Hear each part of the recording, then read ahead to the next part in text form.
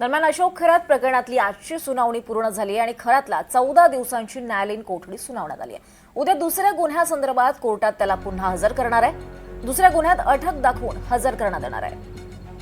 तर खरात प्रकरणातली आजची सुनावणी पूर्ण झाली आहे। त्याला न्यायालयीन कोठडीमध्ये त्याची रवानगी करण्यात आली आहे। बंधुबाबा अशोक खरात याचे एकामागून एक कारनामे समोर येत आहेत। उद्या नेमकं कोर्टात काय होतं हे पाहणं महत्त्वाचं राहणार आहे। दरम्यान खरातचा मुलगा हर्षवर्धन खरातला रात्री चौकशी करून सोडण्यात आलेला आहे। एसआयटीनं रात्री उशिरापर्यंत हर्षवर्धनची चौकशी केली आहे। अशोक खरात आणि हर्षवर्धन खरातची एकत्रित चौकशी करण्यात आल्याची माहिती समोर येते आहे। रात्री 7:30 वाजण्याच्या दरम्यान एसआयटीच्या पथकानं घरून हर्षवर्धनला ताब्यात घेतलं होतं। मालमत्तेच्या अनुषंगानं या पिता-पुत्राच्या चौकशीत महत्त्वाचे धागेदोरे हाती लागण्याची शक्यता आहे।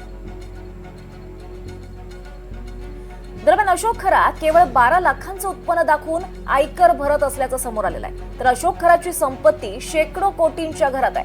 आयकर विभागाला अशोक खरातनं कंपन्या, बांधकाम प्रकल्प, हार्डवेअर व्यवसायात जीएसटी बुडवल्याचा सुद्धा संशय येतोय आणि त्यामुळे आता आयकर विभागाकडून अशोक खरातवर मोठी कारवाई होण्याची शक्यता आहे।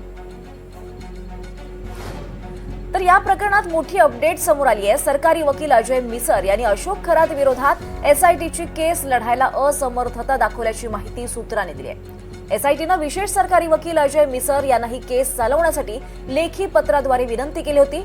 महत्त्वाच्या खटल्याच्या कामांमुळे या प्रकरणाला वेळ आणि न्याय देता येणार नाही आणि त्यामुळे विशेष सरकारी वकील अजय मिसर यांनी केस चालवायला नकार दिल्याची माहिती समोर येते आहे। अजय मिसर यांनी नकार दिल्यामुळे आता सहाय्यक सरकारी वकील शैलेंद्र बागडे यांनीच आज युक्तिवाद केला आहे। दरम्यान खरातच्या मुलीच्या लग्न सोहळ्यात हजेरी लावणारे सर्व व्हीआयपी वराडी आता एसआयटीच्या रडावर आले। खरातच्या मुलीच्या लग्नामध्ये आयएएस आणि आयपीएस अधिकारी हे पूर्ण वेळ उपस्थित होते। नाशिक, अहिल्यानगर, मुंबई त्याचबरोबर दिल्लीसह काही परदेशी पाहुणे सुद्धा खरातच्या मुलीच्या लग्न सोहळ्याला उपस्थित होते। या लग्न सोहळ्यातले वरिष्ठ अधिकाऱ्यांची यादी तयार करण्याचं काम सुरू आहे। त्याचबरोबर त्यांचे खरात सोबतचे संबंध तपासण्याचं काम हे एसआयटी कडून सुरू आहे आणि त्यामुळे या वरिष्ठ अधिकाऱ्यांचीही चौकशी होण्याची आता शक्यता आहे। दरम्यान भोंदू खरात प्रकरणातले व्हिडिओ हे समाज माध्यमांवर व्हायरल केल्याप्रकरणी आता राज्यभरात 100 पेक्षा जास्त गुन्हे दाखल झालेत। एसआयटीनं व्हिडिओ संदर्भातल्या तब्बल 3,500 लिंक्स या सोशल मीडियावरून हटवल्यात।